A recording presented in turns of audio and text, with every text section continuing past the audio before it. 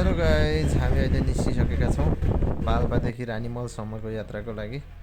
र हजुरहरूले देख्न सक्नुहुन्छ एकदमै रमणीय र एकदमै रोचक रमणीय गन्तव्य टुरिस्ट क्षेत्रको रूपमा पनि एकदम गनिएको छ पाल्पा रानी महल। एकदमै राम्रो छ, हजुरहरू एकचोटि भिजिट गर्न सक्नुहुन्छ। रानीमलसम्मको यात्रा अलिक कठिन पनि छ, बाटो अलि अप्ठ्यारो छ। हजुरहरूले अलिक केयर चाहिँ हजुरहरूले आफूले सुरक्षा चाहिँ आफै गर्नुपर्ने हुन्छ। र हामी टक्क लगाएर निस्किसकेका छौँ है आज रानीमलसम्मको यात्राको लागि। र हजुरहरूले देख्न सक्नुहुन्छ यहाँ रमणीय सिनहरू र हिमाल पनि देखिन्छ यो ठाउँदेखि। मजाले हिमाल हेरेर आनन्द लिन सक्नुहुन्छ। पाल्पाको चिसो चिसो हावा खाँदै, सुन्तला खाँदै एकदमै रमणीय क्षेत्र भएकोले एकचोटि हजुरहरू चाहिँ भिजिट गर्न चाहिँ नबिर्सिनु होला है पाल्पा। र हजुरहरू देख्न सक्नुहुन्छ एकदमै राम्रो सिनहरू पाउन सक्नुहुन्छ हजुरहरूले। देख्न सक्नुहुन्छ अहिले हामी र मौसम चाहिँ एकदम राम्रो खुलेको छ आज चाहिँ है, हजुरहरू देख्न सक्नुहुन्छ। साथै युट्युब च्यानललाई लाइक, कमेन्ट एन्ड सब्सक्राइब गर्न चाहिँ नबिर्सिनु होला। भिडियो अन्तिमसम्म वाच गर्न चाहिँ नबिर्सिनु होला।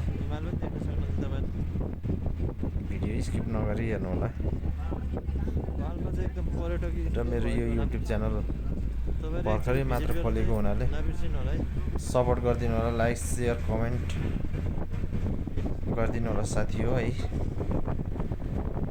र देख्न सक्नुहुन्छ एकदमै रमणीय स्थल रहेको छ, हिमाल देख्न सक्नुहुन्छ। र मैले हजुरहरूलाई पाल्पा रानीमहलदेखि पाल्पा श्रीनगरसम्मको भ्यूहरू हजुरहरूले देखाउने कोसिस गर्नेछु। र अब हामी पुगिसकेका छौँ रानीमहल। टक्क रानीमहल हेर्न सक्नुहुन्छ। रानी मरिसकेपछि राजाले रानीको वियोगमा बनाएको रानीमहल हो है यो चाहिँ।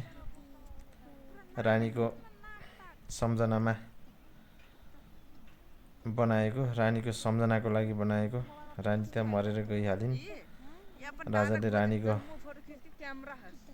अभाव चाहिँ नखोटियोस् भनेर यो रानीमहल बनाएर छाडेको भन्ने चाहिँ यो पुरातात्विक पुराना मान्छेहरूले भन्दै आएको सुनिएको छ। र हामी रानीमहलसम्मको यात्रा यहीँ थाँतीमा रानीमहलसम्मको यात्रा यथावत राख्दै हामी अहिले आइसकेका छौँ श्रीनगर। पाल्पा श्रीनगर हामी प्रस्थान गरिसकेका छौँ। र टक्क लगाएर हामी गाडी पार्किङ गरेर अगाडि बढिसकेका छौँ। अब हामी भ्यू टावरसम्मको यात्रा गर्नेछौँ। र भ्यू टावरदेखि हजुरहरूलाई मैले एकदमै रमाइलो सिनहरू देखाउनेछु। पाल्पा बजार, टुँडिखेलदेखि लगायतका विभिन्न स्थानहरू देखिने सम्म मैले कैद गर्न सक्ने सम्मको भिडियोहरू मैले हजुरलाई देखाउनेछु। एकदमै रमणीय ठाउँ छ पाल्पा। र देख्न सक्नुहुनेछ यहाँ चाहिँ अलि बढी उष्ण मौसमी बिरुवाहरू हुने गर्छ, हुन्छ बिरुवाहरू अलि चिसो भएको कारणले। बाटो चाहिँ हजुरले देख्न सक्नुहुन्छ एकदम खतरनाक बाटो छ। बाटो त ओ नो, यस्तो बाटो त सायदै कोही पनि नहिँडेको होला। एकचोटि हजुरहरू यो बाटो पनि हिँडेर अनुभव गर्न पाउनुहुनेछ। श्रीनगरसम्मको यात्रा चाहिँ एकदम रमणीय छ।